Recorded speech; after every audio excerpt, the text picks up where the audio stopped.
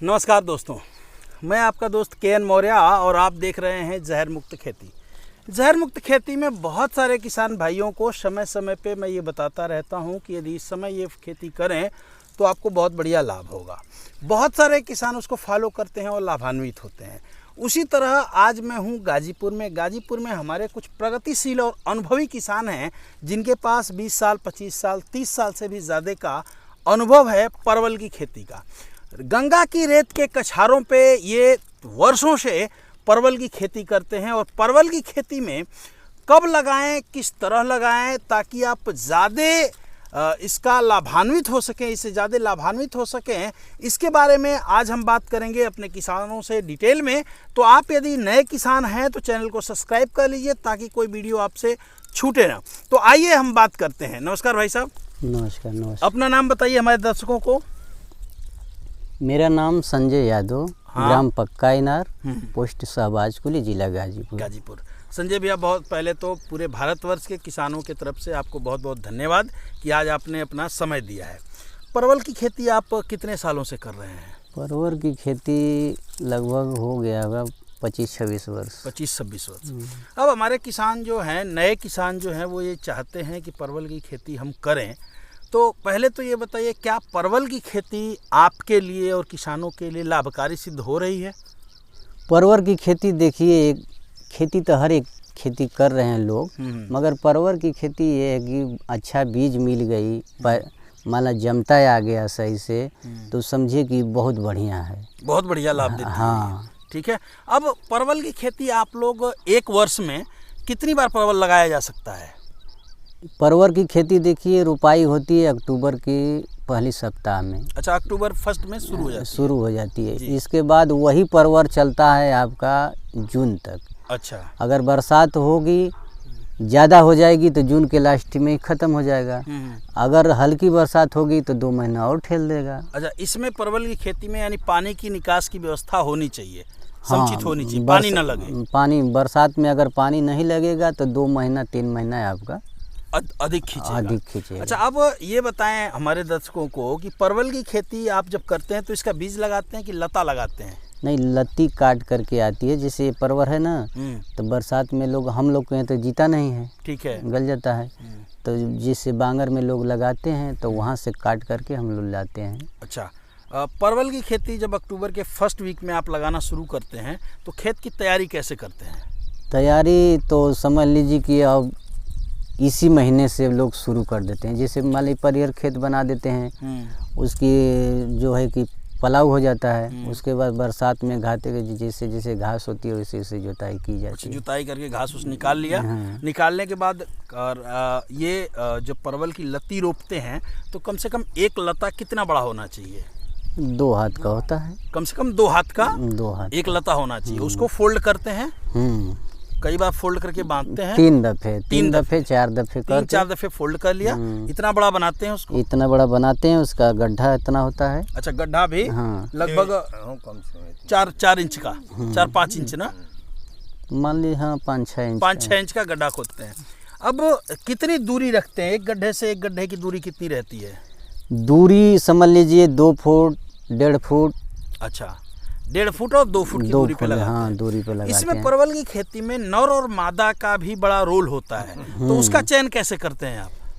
ये नर और मादा की बात है तो ये समझ लीजिए कि वो जब नहीं रहेगा तो कोई मतलब ही नहीं, फल नहीं आएंगे। तो उसका कैसे चयन करते हैं, उसको कैसे लगाते हैं? उसको अगर उस लत्ती में रहता है तो ठीक है। हाँ। नहीं रहता है तो अलग से कहीं से ला करके 2-2 4 लट्ठा पर 8 लट्ठा पर ऐसे दूरी पे लगाना पड़ता है इसको। यानी किसान भाइयों, परवल की खेती में एक चीज़ और ध्यान देने की बातें हैं कि और दूसरे खेत में तो आपको नर मादा की ज़रूरत नहीं पड़ती है, लेकिन परवल की खेती में आपको नर और मादा दोनों प्रकार की लताओं की ज़रूरत की ज़रूरत। यदि हमारा किसान परवल रोपते समय मादा ही केवल लगाता है और जब परवल बड़ा होता है तो किसान पहचान ले कि यदि मादा है तो नर पौधों को अलग से लगाना पड़ता है। उसकी पहचान कैसे करते हैं, नर कौन है और मादा कौन है? पहचान देखिए उसका हो जाता है। अभी जैसे एग्जाम्पल बताएं, किसान बोल रहे हैं आपको। नर और मादा में यही होता है कि जो वो होता है ना, देखिए ये नर है, ये खाली फूलेगा, अच्छा, नर केवल फूल लेगा, फूल ही लेगा। ठीक है। आइए है तो देखिए ये फल लिया है, मादा जो है देखिए फल लिया है, फल लिया है। अब जैसे अब अक्टूबर के प्रथम सप्ताह में 1.5-2 फीट पे हमने गाड़ दिया। गड्ढे में क्या क्या डालते हैं लगाते समय? गड्ढे में देखिए हम लोग तो बहुत दिनों से खेती कर रहे हैं, मगर लोग डालते हैं, कोई कोई डालता है, हम लोग अभी तक कोई खाद नहीं डाला। अच्छा, गोबर की खाद वगैरह कुछ नहीं, हम लोग कुछ नहीं। अच्छा, ऐसे हम लोग इसी तरह से जोताई इतना कर देते हैं, कमाई कर देते हैं खेत का, इसके बाद हम लोग कुछ गड्ढे में डालते नहीं है। अभी आज तक ले हम कुछ नहीं डाले। अच्छा, अक्टूबर में जब आप परवल लगाते हैं तो कितने दिनों के बाद ये फल देना शुरू कर देता है? ये फल तो लग जाएगा लगभग आपको 6 महीना। 6 महीना बाद। अक्टूबर में लगाएं तो नवंबर, दिसंबर, जनवरी, फरवरी, मार्च में शुरुआत इसका हो मार्च में शुरुआत हो जाता है। अमूमन बात करें तो आज हम मई में बैठे हैं, मई की आज 3 तारीख है। मार्च से आप फल ले रहे हैं। शुरुआत जो रेट होता है इसका, यदि मार्च में आपका परवल निकलता है तो क्या रेट मार्केट में मिल जाता है? मार्केट में शुरुआत में देखिए मिलता है, कभी 100 का ही बिक जाता है, कभी 90 रुपया किलो केजी के हिसाब से। मगर उस समय कोई किसान का 2 किलो 4 किलो कम निकलता है, किसी का बहनी भी नहीं होता है।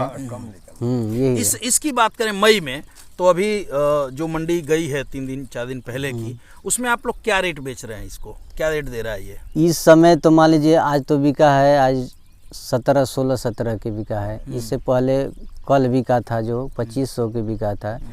तो इस समय तो मान लीजिए कि असो तो अब सब्जी का अभाव है, इसलिए इतना टाइट है। नहीं तो मई महीना में 600-700 से अधिक नहीं बिकता है। मतलब मई में 6-7 रुपये किलो मिल जाता है। और 6-7 रुपये किलो भी बिकता है तो क्या किसान को फायदे में रहता है? घाटा तो नहीं जाता किसान का? घाटा में वही तो बताए हैं पहले ही आपसे कि लत्ती के ऊपर है। अच्छा। और जमता के ऊपर है, भाव के। अगर भाव मान लीजिए अप्रैल महीना तक आपको मिल गया तो मान लीजिए कि पूंजी आपकी आ गई। नहीं तो अभी अब तक इतना महंगाई था इस साल। हाँ, बाकी फिर भी ऐसे किसान 2-4-10 आदमी हमारे उथू में हैं कि अभी पूंजी नहीं आई। जैसे लॉकडाउन इस समय चल रहा है, जैसा पूरा भारत में जाना है कि लॉकडाउन है। अप्रैल में अमूमन 40-48 रुपये 45 रुपये भी परवल का रेट होलसेल में गया है। तो यदि परवल की खेती में किसान भाइयों सही से किया जाए और सही देख रेख करके सही कमाई की जाए तो 1 एकड़ से यदि नॉर्मल भाव मिले तो आपको क्या लगता है कि 1 एकड़ यदि हमारा किसान बोए तो कितना तक प्रॉफिट कर सकता है? कुछ अनुमान है आपका? 1 एकड़ में मान लीजिए कि वही 1,00,000-1,25,000 अगर बढ़िया रहेगा तब 1,00,000-1,25,000 बचा सकता है। हाँ। मतलब मिनिमम 1,00,000-1,25,000 रेट उसको बहुत मिल गया तब तो उसके भाग्य की बात हाँ। है। नहीं तो 1,00,000-1,25,000 रुपया बचा सकता है। भाव मिलेगा तब बचेगा, ना नहीं मिलेगा तब वो कोई ज़रूरी नहीं है कि उतना मिल ही जाएगा। वही तो बताएं कि अभी ऐसे किसान हैं कि अभी पूंजी तक नहीं आई। अभी पूंजी तक नहीं आई। 5 मंडा 1 बीघा तक जो बोए हैं उसका पूंजी नहीं आई। आप कितने खेती कर रहे हैं परवल की? परवल की खेती हमारे पास 3 बीघा है। 3 बीघा है। 1 बीघा में हमारे यहाँ 1 बीघा 20 बिस्वे का यानी 20 कट्ठे का होता है, क्योंकि अलग भारत के अलग अलग राज्यों में 4 कट्ठे का 5 कट्ठे का होता है।